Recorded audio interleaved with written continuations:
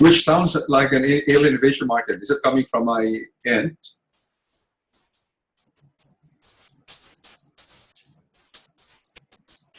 I think it's just a bit of cross feedback that's all combining together. I'm sorry?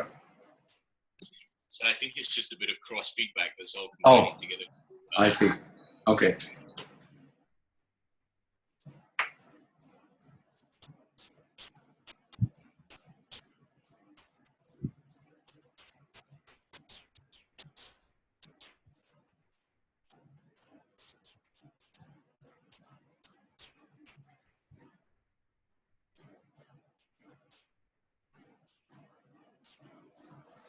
Okay, I guess we could begin. But before we start discussing the topic on express terms, would there be anything that any of you might wish to take up or comment on? And, you know, if you might have any questions.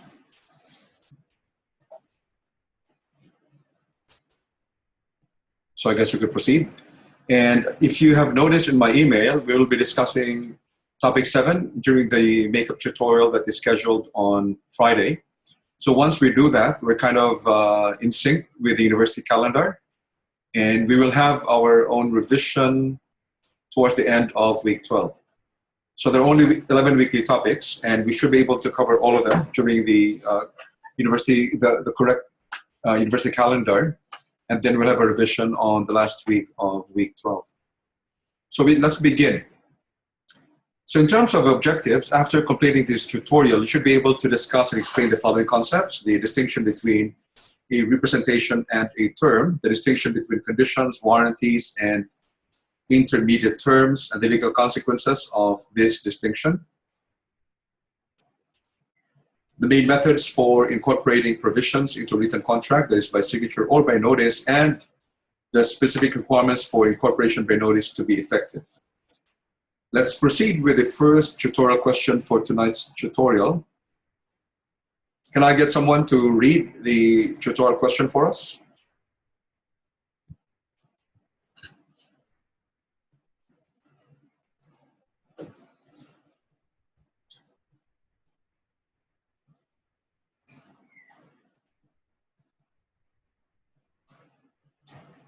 Can somebody read the tutorial question? I will. Okay, thank you, Heidi. Is the distinction between conditions, warranties, and intermediate terms useful? Would we better off to do away with this distinction and treat every term as an intermediate term, looking to the consequences of the breach, rather than the nature of the term, to determine the appropriate remedy? Okay.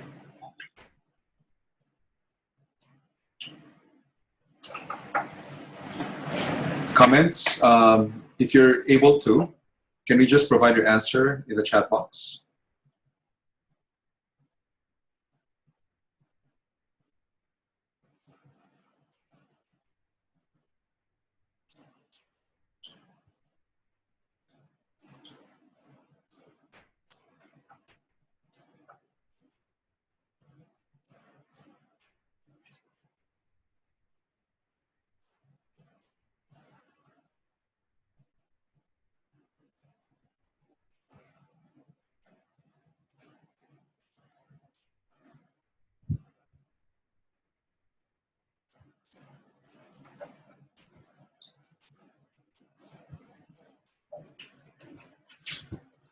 So I'm going to transfer on the screen some of the answers that I'm seeing in the chat box.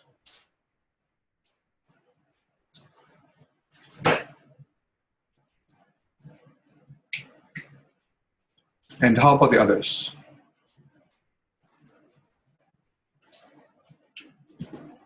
Okay, from Sophie, useful to distinguish. Can somebody explain why the distinction is actually important or useful? In the first place, can somebody begin by explaining to us the distinction in terms of, you know, what is a condition, what is a warranty, and what is an intermediate term? How would you distinguish these concepts? How are they different?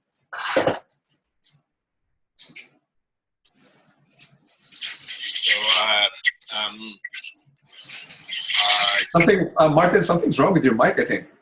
Is it? Okay, hold on. Picking up. Give me a second. Can you hear me right now? Yeah, but there seems to be very strong feedback. It's hurting my ears. I wonder if others are experiencing the same problem. Give me 1 second. I'll mute it and try. Yep. Okay.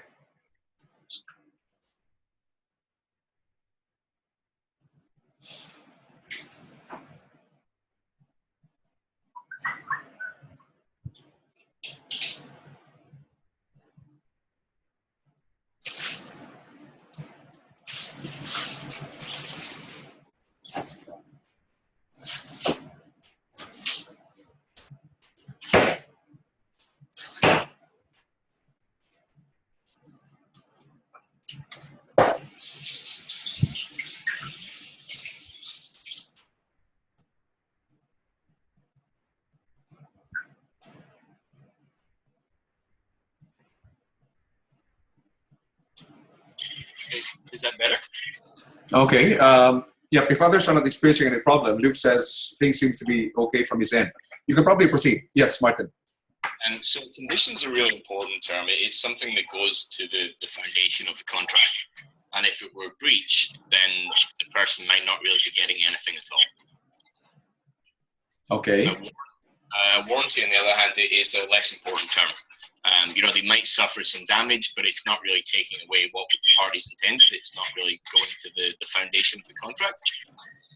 And an intermediate term is something in between. So it could behave or have the results in terms of damage of a condition, or it could result in damage more akin to that of a warranty. Mm-hmm. Okay. And why would it be useful to have three concepts? As the question would ask, wouldn't it just be better for us to just adopt a term known as an intermediate term, and we leave it to that, and just look into the consequences of the breach to then determine whether or not it's actually a condition or it's actually a warranty? Why do we have to adopt three different concepts? If we look at consequences and if we look at damage, we're not really talking about what the parties intended. We're talking about what becomes important when a breach has happened. Mm. So back and effectively changing the contract and deciding, well, this was important, this wasn't. That may or may not be the party's original intention. Mm. Okay. Any other comments? So that's very good, Martin. Thank you. Comments from the others? So some are saying as well that there should be a distinction. Would you see why the distinction would be important? As pointed out by Martin, it's important to give the distinction because it's critical that we continue to honor what the parties intended. So if the parties intended actually a term to be a condition, then the parties should be allowed to actually consider a term, to actually view a term as a condition and not as something intermediate or not something as a warranty that simply depends on the level of breach that is involved in relation to that term. So it's more about making sure that the intentions of the parties are being honored more than anything else. Can someone else explain a reason why you think the distinction is also important?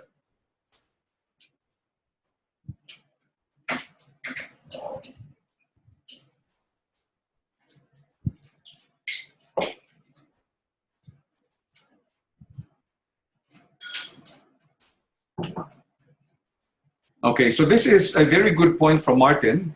It's also about certainty. If you don't know the effect of a term until it's breached, something important is lost in terms of the agreement. So, in other words, if you were to just focus on a concept such as an intermediate term, what you're actually saying, therefore, is that a specific term will derive its nature only when a breach occurs. So until such time that a breach happens, the parties aren't really certain whether a term is a condition in the sense that it strikes into the very heart of the contract, so that were it not for that condition being present, then it is likely that the parties will not reach a consensus ad idem. So that's essentially the nature of a condition.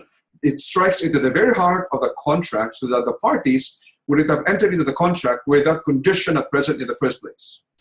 Now, what it means, therefore, is that if you only adopt the notion of an intermediate term, you're actually saying that you don't really know the status of a term, whether or not it goes into the very heart of the contract until a breach occurs. So in that sense, there is some level of temporalness, a level of uncertainty as to the importance and as to the nature of a term.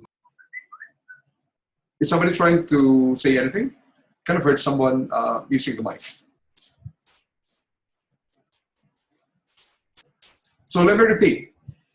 The problem, as pointed out by Martin, is that if we only deal with a concept such as an intermediate term, what we're essentially saying is that the nature of the term depends eventually on the nature of the breach. So that if the breach is so serious that it is something that you would have said that a party would have entered into the contract had he known that that breach would have occurred, then what you're effectively saying is that the nature of the contract or of the term depends on the breach. In that case, there's a level of uncertainty or a very high level of uncertainty as to the terms of the contract.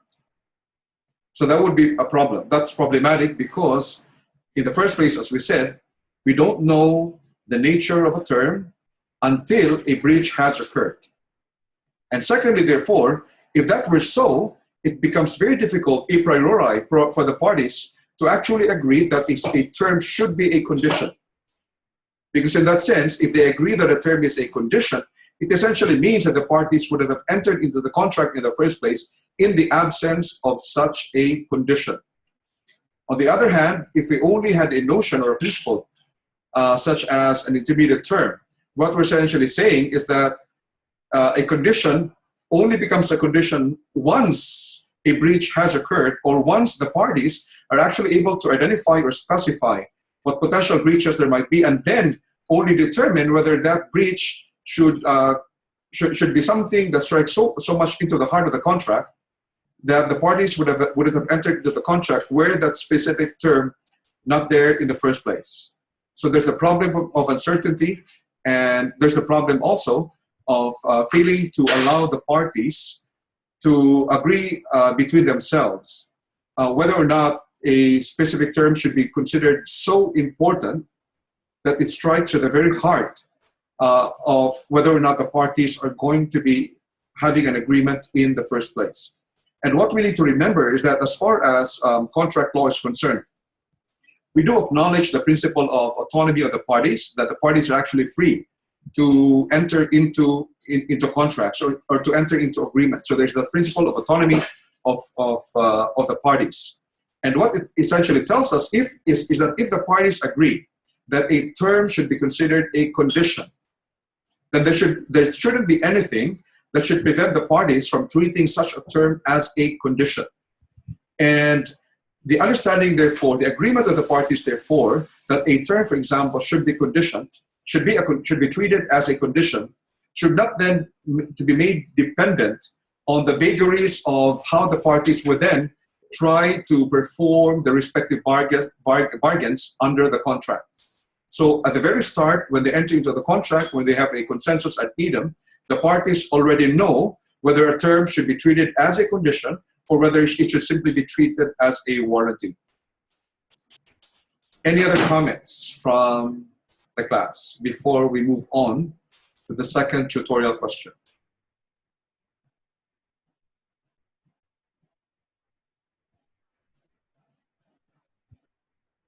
So we're good.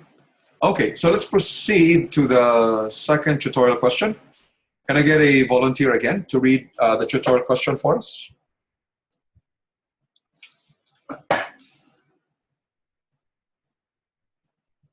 That is readable. Yeah, I can read it if you want. Thank you, Luke. That's okay. Abda, who is visiting Brisbane on a holiday, decides to see the city from the City Cat ferry. He is unfamiliar with the ferry system, so while he is waiting at the ferry stop in St. Lucia, he inspects the sign. The sign details the fees for travel on the ferry, the route which the ferry takes, and the timetable. The sign also says, full terms and conditions of travel are available on our website, and the sign provides a website address. Curious about the conditions, Abda pulls out his smartphone, but is unable to obtain a data signal and cannot check the terms and conditions. The ferry arrives and Abda boards. Once on board, he pays for a ticket and then takes a seat in the open air forward deck so he can get some great photos. He notices that on the back of the ticket, in very fine print, is stated, as a condition of boarding and remaining aboard this ferry, you must agree to abide by all reasonable directions of the captain and crew. You may be put off the boat if you fail to do so, and your ticket price will not be refunded. Full terms and conditions of travel are available on our website. He pockets the ticket and while waiting for the ferry to set off, pulls out his phone again, but there's still no signal. He also notices a sign on the outside of the cabin wall facing the open deck area stating, this area becomes slippery when wet. Use of this area is at your own risk. Maintain a hold on some part of the boat with one hand at all times.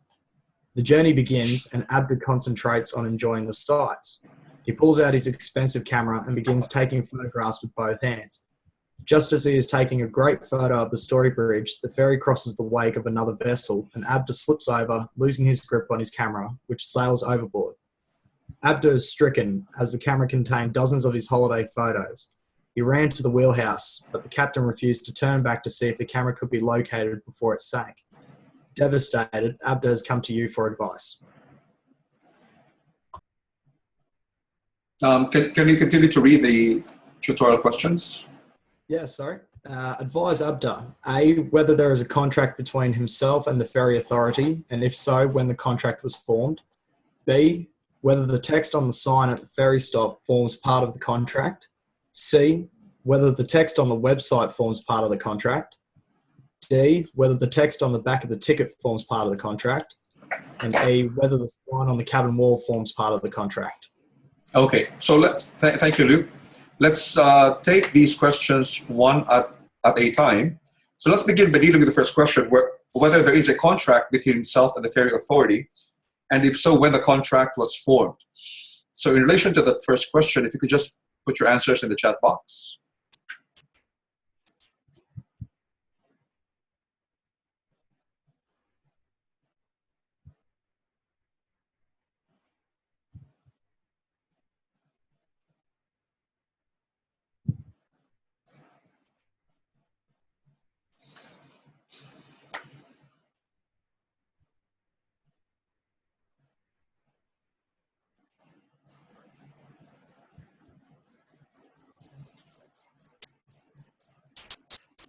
Okay. Now, if you notice, we identify three ways by which a person would usually consider certain written terms to have been incorporated into the contract. These would be incorporation by signature, incorporation of documents, and incorporation by notice.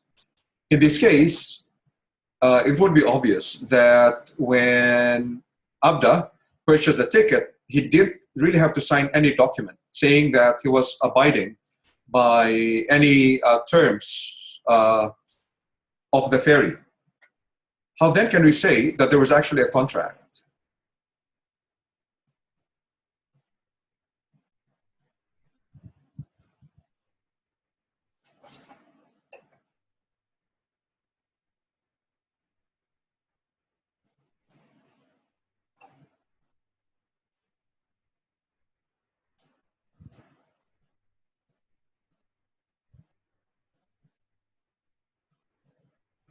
Okay, so the question I have is, in terms of the way by which we would consider certain written terms to be incorporated by a contract, there are at least three ways of doing it. One is because a party has signed a document affirming his willingness to abide by the written terms of a contract. Second is by incorporation of a document. And thirdly, it is by incorporation by notice. And that is when certain terms might actually be displayed, and it is assumed by the parties that those terms which are on display are meant to be part of the contract between the parties. And in that case, even in the absence of a signature, such terms would be considered to be part of the contract. So the question I have is this considered incorporation by notice? Is it incorporation by signature? Is it incorporation by documents? How exactly are the written terms to be incorporated if there was no signature in the first place? And we're obviously not dealing with an incorporation of documents. Does it mean, therefore, that we're dealing with an incorporation by notice of the written terms?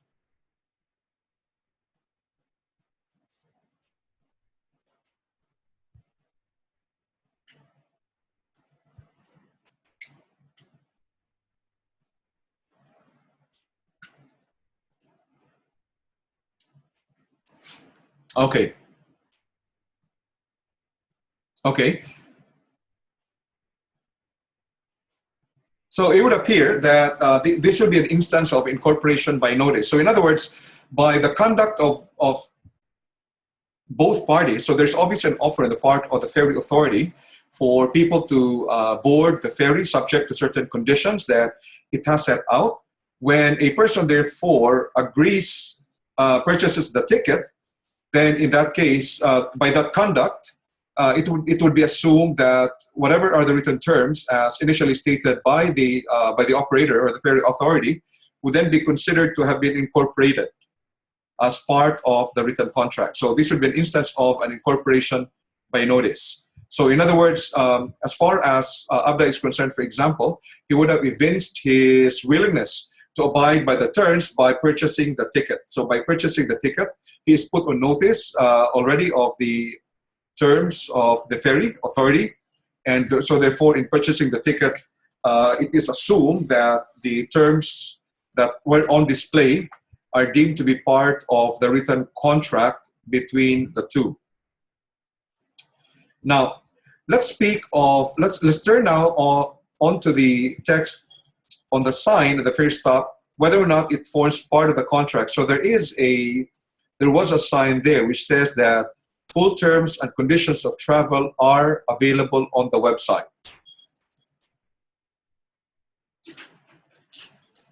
So let's begin with that. Is that considered part of the contract? And then, hold on. So there are two parts there. So there is a sign when he is boarding or about to buy the ticket. In the first place, the sign details the fees for travel on the ferry, the route which the ferry takes, and the timetable. At the same time, the sign also says that there are full terms and conditions of travel that are available on the website. So as to the question, whether the text on the sign of the ferry stop forms part of the contract, do both these terms form part of the contract? So let's settle the first question.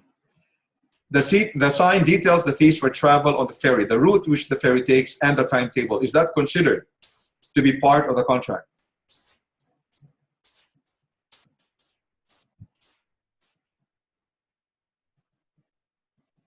Okay. Now, Sophie says, yes, but not sufficient.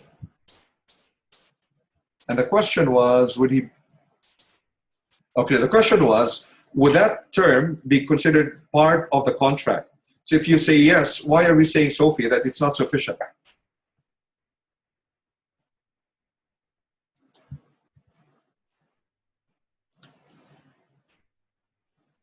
I'm just going to put this in another, hold on.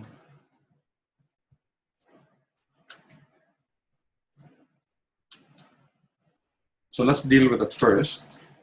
And the question is,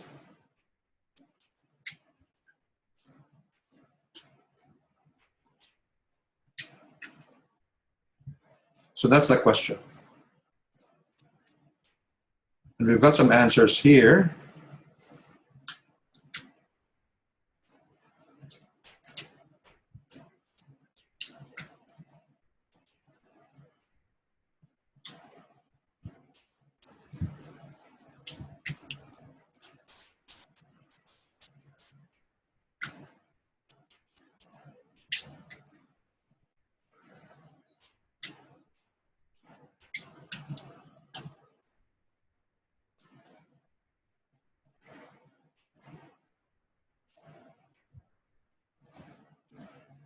Okay.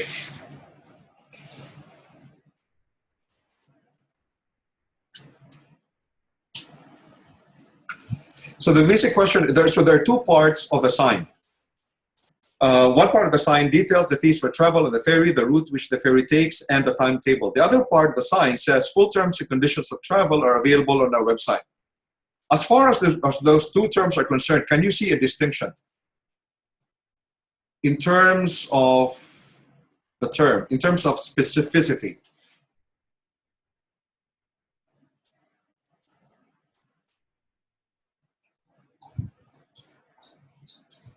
And what exactly is the rule when it comes to incorporation of written terms by notice?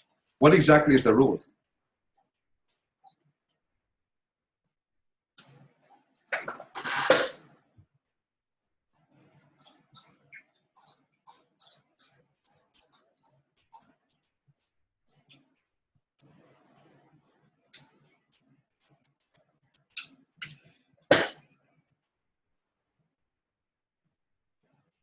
Okay, so the question I have is, we're talking here of incorporation by notice.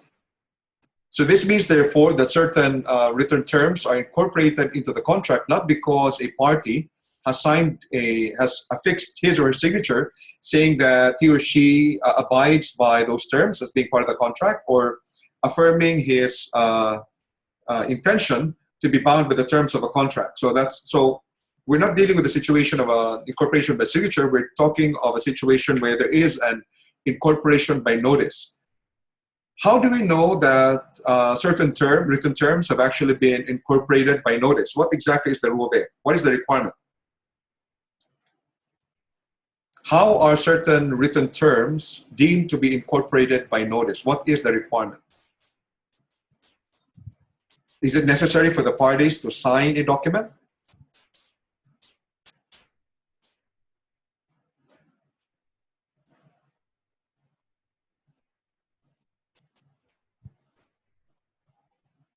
Okay, so for Michael, the answer is no. Okay. Okay, so for Martin, they just have to be given notice of it. Okay, so now that goes to my question. Let's deal with the first term first of the sign. It says the sign details the fees for travel on the ferry, the route which the ferry takes, and the timetable. Would you agree, or would you say that this text on the sign forms part of the contract? Can I just get a yes or no there? Okay, so it's essentially a yes, and we will ask later on why it is. Now, as to the next part, full terms and conditions of travel are available on our website. Now the question is, that part of the sign, would it be deemed to form part of the contract as well?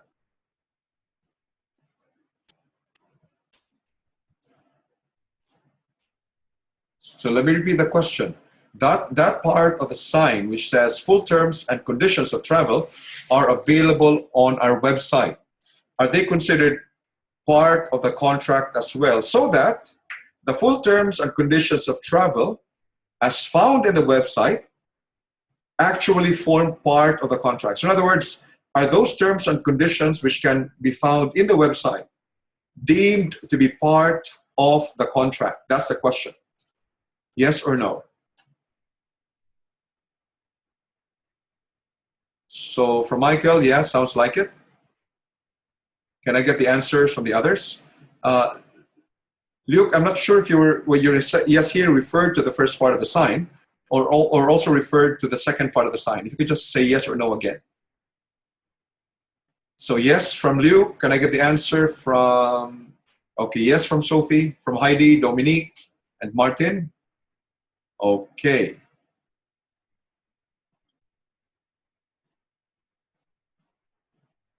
Okay, so essentially, there is an agreement in the group that Abda would be bound by the full terms and conditions of travel in the website, even if he actually hasn't read it. Does that sound fair to you?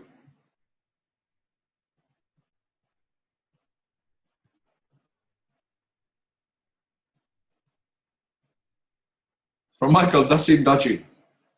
So imagine a situation like, you're about to board a train, you're about to board a bus, you're about to board a flight. And when you accept, at the time that you were issued a ticket, it just says that full terms and conditions of travel are available on the website and you are deemed to be bound by those terms and conditions. Does that sound fair?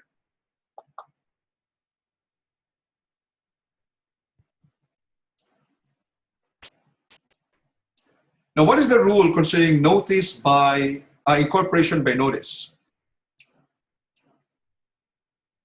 So the rule, as far as incorporation by notice is concerned, the rule is for a party to be bound by terms by notice.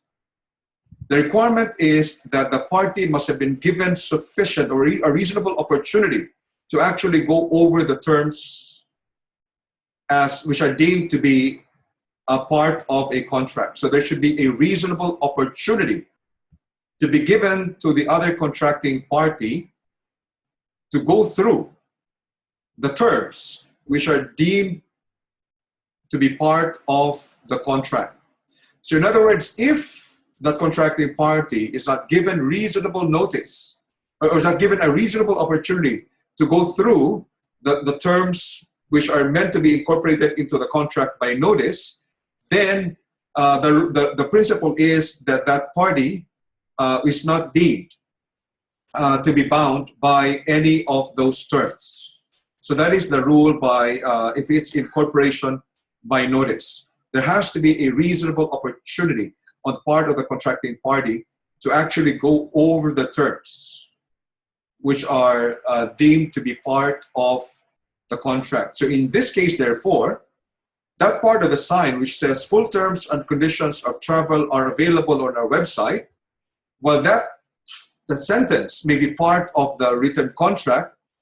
Its contents actually, or the terms and conditions which are available in the website but not visible to ABDA, would not be considered to be part of the written terms of the contract. And therefore, ABDA is not bound by those terms which are written only or found only in the website, because as far as ABDA is concerned, he was not given a reasonable opportunity to actually know what those terms are in the website. Okay, now, if you look at the case facts suggest that, so there is a question from Martin here. Does that mean that every train, plane, and bus contract out there doesn't incorporate terms? So again, in relation to those questions, we need to wonder, what do we mean by which terms do we seek to incorporate? There are at least two kinds. There should at least be three kinds of terms that could be potentially incorporated in relation to transport contracts, whether by train, plane, or bus. It could be the terms and conditions at the back of the ticket or on the ticket itself. So obviously, at the time that a passenger purchases that ticket, he would have been given reasonable opportunity to actually know what is in the written contract, because he is in possession of a copy of the fare ticket. Number two, you can also have an instance that prior to purchasing a ticket, there would be visible signs which says that these are the terms and conditions as far as carriage is concerned. In that case, again, if that is visible and there is reasonable opportunity for every passenger to actually see that sign, then that sign will be deemed incorporated as part of the contract between the parties. But if we refer to other terms and conditions which might be in a website, the question arises of whether or not the passenger actually has a reasonable opportunity to know what those terms and conditions are. Because if you will recall, if you typically go to a contract, contracts as found in websites are typically quite voluminous, and they'd run through a number of pages. So in that case, it will be very difficult to argue, or for the transport company to assert that a passenger is bound by the terms as found in a website. Now, from Liu, but he had a reasonable amount of opportunity of time to read the terms and conditions. Just because he didn't have a signal is not the ferry company's fault. Again, so that's a very valid point, Luke. But put it this way: would it really be? It can be argued by the transport company that way, but there is a case that is in the lecture notes where you will notice that the passenger was deemed to be bound by the terms of the contract by incorporation and even by notice, even if he didn't actually have an opportunity to actually go through every single of those terms. But the reason was because he was quite familiar with the route and had been traveling many times, that it would engender the thinking that he would have been aware of what those terms are, even if they were not quite visible at the time he purchased the ticket. But ordinarily, I would argue that it would be very difficult for a transport company to assert that simply because a person has an opportunity to actually access the website, then he is actually deemed to be bound by the terms as found in the website. There are two reasons for that. In terms of the idea about reasonable opportunity, the first question is there actually a reasonable opportunity for a person to actually access the internet? That's question one. In this case, that would have been negated by the fact that ABDA actually was not able to access the website. But two, assuming that it was possible for ABDA to actually access the website, the basic question is, as far as a reasonable person is concerned, is it actually typical for a passenger to access the website and go through the terms as found in the website? And the answer is likely to be no. So the correct answer here would be that the sign which says full terms and conditions of travel, so those full terms and conditions which are found in the website will not be deemed, it will most likely not be deemed by a court to be part of the written terms between the parties. So incorporation by notice will not work in this instance to favor the company, mainly because there is lacking sufficient reasonable opportunity on the part of ABDA to actually be able to read and agree to the terms and conditions. Now from Mark, yes. Sorry. Just with that, because you're saying about notice, but then on the back of the ticket, the company has gone and provided notice for one of those terms that are actually on the website. So obviously they've found that that is one important term that really needs more notice to be given, especially once you're on board the ferry.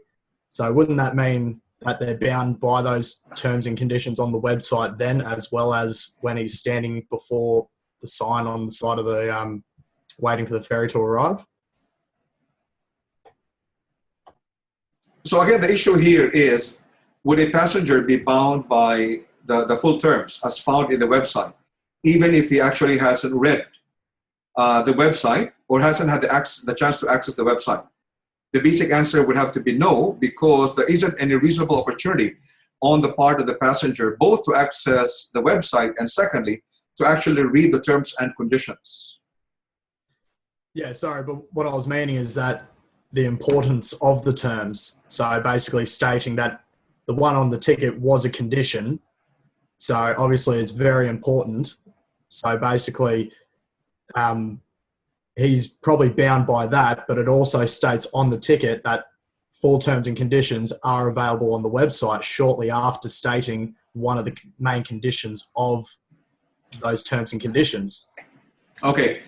In the first place, we have a problem actually. If you'll notice, we do have a problem with the phraseology of most contracts pertaining to transport, because as we often see, we look at, there is a statement that says full terms and conditions. There is an anomaly in it from the viewpoint of contract law, isn't there? because a condition is meant to be a term. And a term can refer to a condition, it can refer to an intermediate term, and it can also refer to a warranty. So actually, a condition is deemed to be superfluous because you do say that full terms of travel are deemed incorporated in this contract. So condition, the word condition, is superfluous. However, when the parties actually say that a term is a condition, what it essentially means is that the parties have simply agreed that that specific term should be treated as a condition so that its breach will actually give a party a remedy to terminate the contract itself. Now, so going back therefore to the point that you were making, Luke, the fact, I would argue therefore that the fact that the ferry company in this case may have indicated that full conditions of travel are available in the website. What we need to remember is that as far as contract law is concerned, for there to be a contract, there must be a consensus ad idem. So on the one hand, a term may be treated by the ferry company as a condition, but not as a condition by the passenger. And it's difficult to argue a consensus ad idem when the passenger in the first place is not even aware of what those terms are. So if you look at the typical way by which contracts are entered into, you usually have a situation where two parties negotiate and are very much aware of what the terms of a possible contract are, and then they reach an agreement. So therefore, what you have in an incorporation by notice is an exceptional situation where even if a party may not actually have expressly affirmed to be bound by a contract, the law assumes that the other party may actually be bound by a contract if that party can be given if it can be argued that that party was actually given a reasonable opportunity to be aware of what those terms might be that were meant to be incorporated by notice. So it acts as an exception. And the rule, therefore, in case law is that that a party would only be deemed to be bound by the terms of a contract by notice that would only occur if that person has been given a reasonable opportunity. So absent that reasonable opportunity, it is difficult to argue in the first place that there is a consensus ad idem, mainly because the passenger is unaware of what the terms are, right? He is unaware, he hasn't read it. So how can he agree to something of which he is unaware? But the case law will permit that even in the absence of a party being fully aware of what the terms might be, if it's incorporation by notice, the law will still assume that a party will be bound by a term through a process of incorporation by notice only if he actually has been given sufficient notice or reasonable opportunity to know of those terms. So in this case, it can be argued on 2 points that ABDA is unlikely to have had reasonable opportunity because 1, he had no access to a website, and 2, even if he did, he may not have had an opportunity to actually go through the terms and conditions. And what we need to remember as well is that as far as terms and conditions of a website are concerned, they can change at any time, which is quite distinct from a printed term as found at the back of a ferry ticket or in front of a ticket itself. So there are 2 sides to the argument, but what we need to remember is that in a traditional way by which contracts are entered into, parties up front are aware of what the terms of the contract are. And having been aware of what the terms of the contract are, they then both agree to enter into a contract, so they have a consensus ad idem. So the incorporation of written terms by notice is an exceptional circumstance because even if a party is actually unaware of what the written terms may be, he would have been deemed by law to be bound by those terms if he had a reasonable opportunity to be aware of those terms, even if he actually may not have had the chance to go through those terms. Because it is an exceptional case, and it is not the usual way by which a consensus ad idem is arrived at, the law is quite strict in saying that there has to be a reasonable opportunity for a person to actually be made aware of what those terms are. Okay, from Martin, fun example, some US company put a condition into a contract that they owned your soul. to see who would accept it. Everyone did. Okay, that's a good point. Okay, now the other question is, let's assume that, so was it Apple? So let's assume that that Abda bought the ticket and he boarded the ferry. And then he had the chance to actually access the website. Was that part of the question? Was that the next question? Okay, so not part of the question. So he boarded the ferry, and then he had the chance to access the website. And then he found out those terms and conditions, or those terms of travel, among which might be that it exculpated CityCat Ferry from any damage to any property as a result of any accident. The question is, at that point, can Abda then be considered to be bound by the terms if after boarding the ferry, he then was able to access the website and actually able to read the terms and conditions of travel? Would it mean that Abda would then be bound by the terms of travel as found in the website?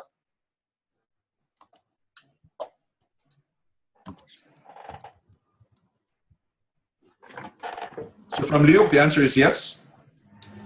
Can I get the answers from others? Dominique, yes, he would be bound. From Heidi, Sophie, yes.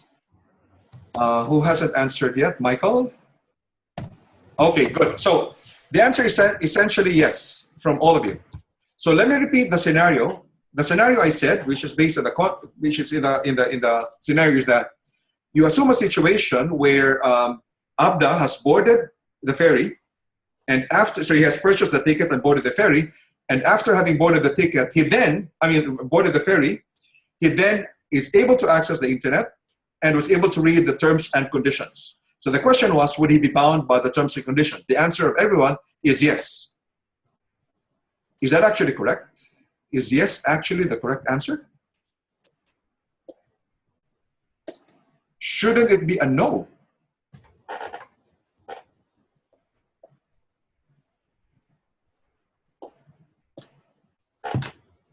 Earlier, all of you said earlier that there was a contract between them at the time that Abda purchased a ticket. If there was already a contract, how can Abda then be bound afterwards by something that wasn't in the contract at the time that he entered into it with the ferry?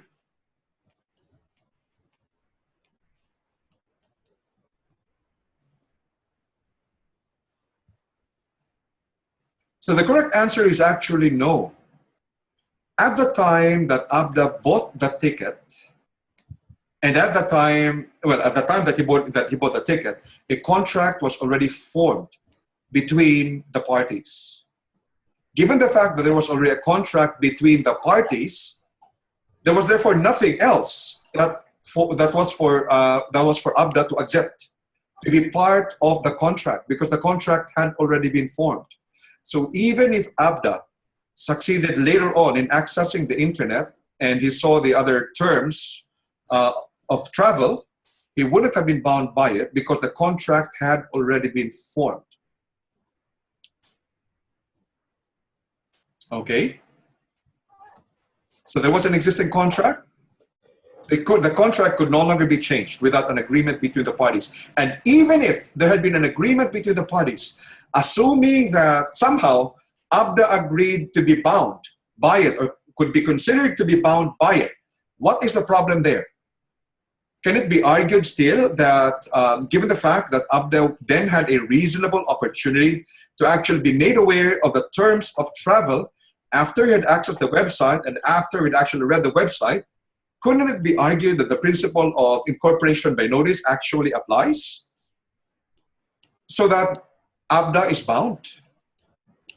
And the answer to that, as pointed out by Luke, would be there is an issue of past consideration. Assuming that it could be argued that Abda was willing to be bound by the new terms as found in the website, there would be lacking a consideration on the part of ABDA.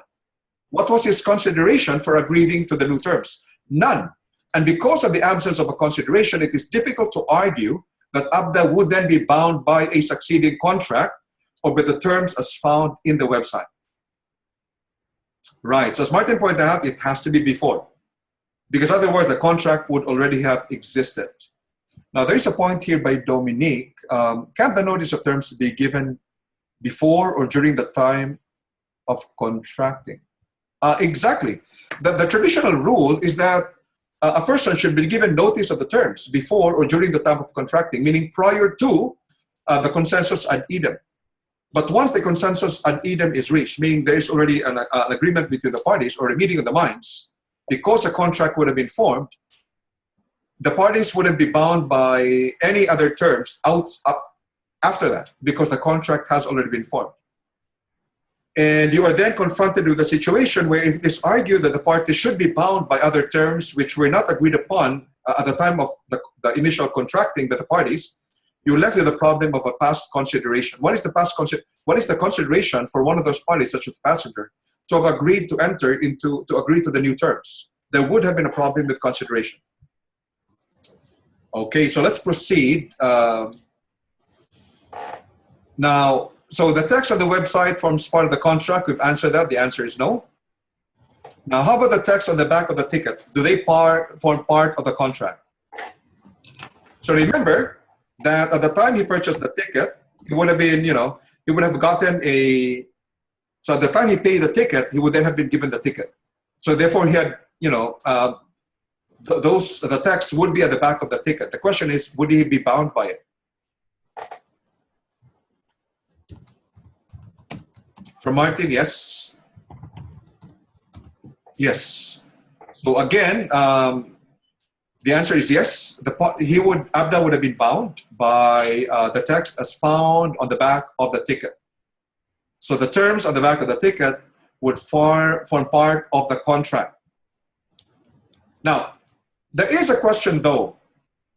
What if, typically for a lot of us, we can read what's at the back of the ticket if it's maybe 10 points in terms of font size. Is that a general rule so that a passenger is always bound? Is always bound by whatever is found at the back of the ticket, even if it's actually difficult to read the text at the back because the text might be microscopic, or you need a microscope or a special lens to read what's in there. What's the rule? So is that in all cases?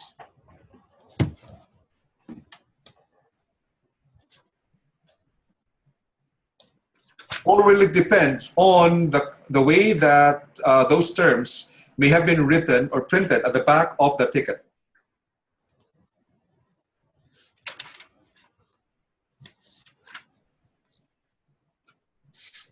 Did everyone get the question there that I asked?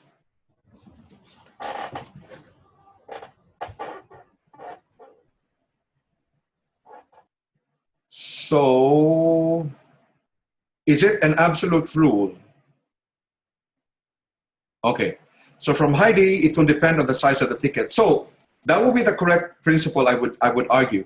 So if we follow the rule that incorporation by notice will only work if the parties are given reasonable opportunity to know what those terms are. If it happens, therefore, that we are dealing with a situation where at the back of the ticket there is text, but the text can't be read because the text is so microscopic, it can be argued that the party cannot be bound by such terms because there will be an absence of a reasonable opportunity. In fact, if you'll notice the lecture notes, there would typically be an instance when the rule has always been that the party would be given reasonable opportunity to be aware or to be able to read the text. So if the size of the text is so small, then it raises the presumption that the party had no reasonable opportunity to read the text. Now from Heidi, would this be the same as on TV ads? Not sure about that. How exactly do you accept a TV ad in the first place?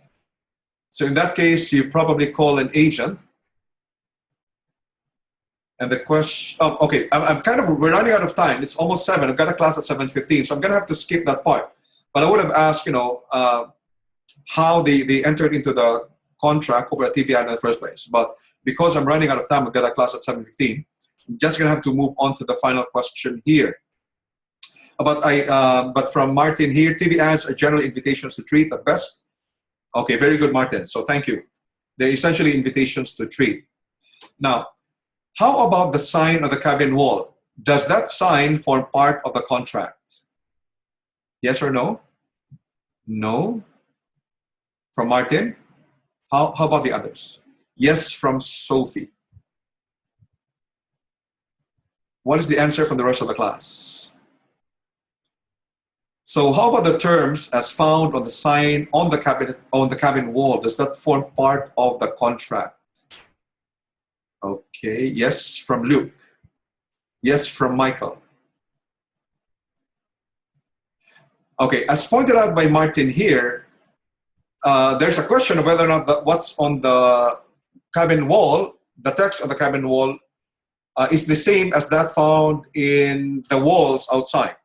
Let's assume that the text on the cabin wall are different from whatever is indicated at the time that Abda bought the ticket. So it's something totally new.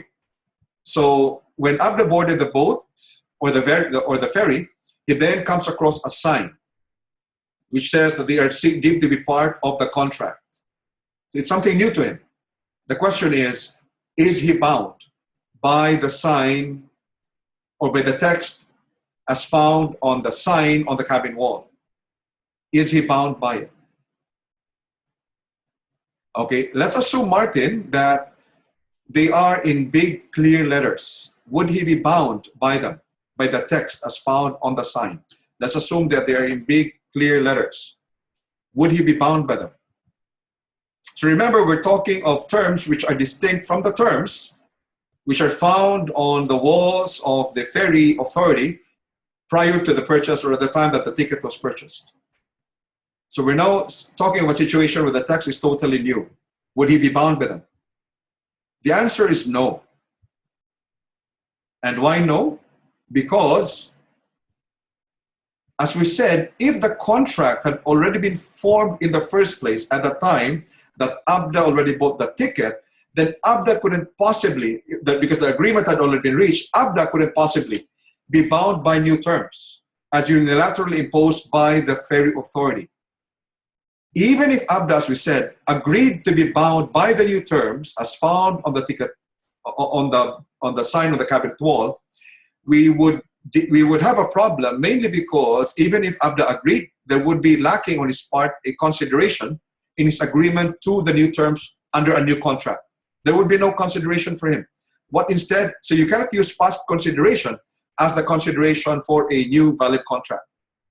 So the answer here is, even assuming that the sign on the cabin wall were very visible to Abda by the time he boarded the ferry, he would not have been bound by those terms, mainly because the contract would already have been formed at the time that Abda purchased the ticket. So even if Abda agreed subsequently to be bound by the new terms, whether by his conduct or by his actual statement that he is willing to be bound, the problem is there is a lacking on the part of Abda, the subject of consideration. So he couldn't be bound by the new contract because there is absent a consideration on the part of Abda. Okay, so we've covered the 2 tutorial questions. Any questions before we end tonight's tutorial? Okay, from Dominique. So there's no point of having any signs on any trains or ferries, as most people already purchased the tickets prior. There would be, especially if the signs on the trains would actually be the same signs that are visible to the passengers at the time that they purchased the tickets. In other words, those signs which are found on the trains or ferries would serve as reminders of what the terms were that the passenger agreed to be bound to, but not new ones. So if these serve as reminders, they're fine. They're just reminders. But if the question is, would a passenger be bound by new terms? The answer is definitely no. Questions before we end tonight's tutorial or comments?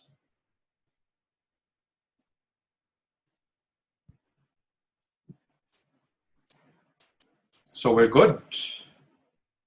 Okay, so thank you very much, everyone. We're going to have a tutorial session on Friday. We're dealing with a week 7 topic on implied terms. I hope to see you again then. And thank you and for joining me, and good night. See you on Friday. Bye.